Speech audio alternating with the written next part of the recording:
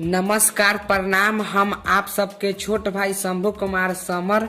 तो आज फिर से लेके आ गए हैं एक शानदार ऑर्केस्ट्रा मैटर जो हिट होने से कोई नहीं रोक सकता है। जिस गाने पे लिखा उस गाना का नाम है और रितेश पांडे का गाना है। वही गाना लवंडिया लंदन से लाएंगे।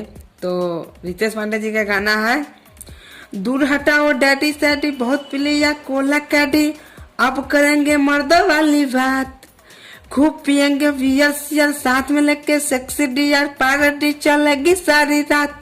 लवंडिया लवंडिया लवंडिया लंदन से लाएंगे, रात भर डीजे बजाएंगे। तो फ्रेंड्स, हम यही सॉन्ग पे लाए हैं ऑर्केस्ट्रा मैटर जो आप लोग के सुन के बेहद ही खुशी होगा। तो चलिए ज्यादा देर ना करते हुए आप सबको मुखड़ा सुनाते हैं। तो मुखड़ा स्टार्ट करने से पहले आप सबसे एक रिक्वेस्ट है कि हमारे चैनल पे नए हैं तो हमारे चैनल को सब्सक्राइब कर लीजिए। तो चलिए इसका मुखड़ा स्टार्ट करते हैं। बाज गईल बाबू पर सुपर आवा एने रानी हमर लहंगा उठा के अपन नाच, धूम मचाएम सारी राती धक धक करी तोरो छाती, कहतानी बात तो से साच, हिला दे ब्यास।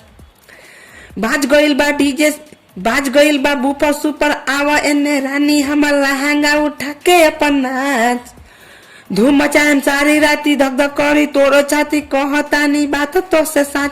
बरतिया बरतिया बरतिया कोमर हिलाई रे, सरतिया मजा उठाई रे, बरतिया कोमर हिलाई रे, सरतिया मजा उठाई रे। तो फ्रेंड्स, कैसा लगा ये मुखड़ा? अच्छा लगे तो प्लीज हमारे चैनल को सब्सक्राइब कर लीजिए ताकि जब भी मैं ऐसे ऐसे हिट मैटर डालूं तो सबसे पहले आप सबके पास पहुंचे। तो चलिए इसका अंतरा बताते हैं। सबका मोबाइल से गाना लगाइब रे, साउंड धमाका बढ़ा के बजाइब रे, सबका मोबाइल से गाना लगाइब रे, साउंड धमाका बजा के बढ़ाइब रे, साउंड धमाका बढ़ा के बजाइब रे। बरतिया बरतिया बरतिया बरतिया कोमर हिलाई रे, सरतिया मजा उठाई रे, बरतिया कोमर हिलाई रे, सरतिया मजा उठाई रे। तो फ्रेंड्स, कैसा लगा ये अंतरा? अच्छा लगे तो प्लीज हमारे चैनल को सब्सक्राइब कर लीजिए। तो चलिए इसका नाम अंतरा बताते हैं। राइटर शंभू जी के साथे नचाइब रे, प्रभु प्रियंका के गाना बजाइब रे, राइटर शंभू जी के साथे नचाइब रे, भोजपुरिया सदाम के गाना बजाइब रे।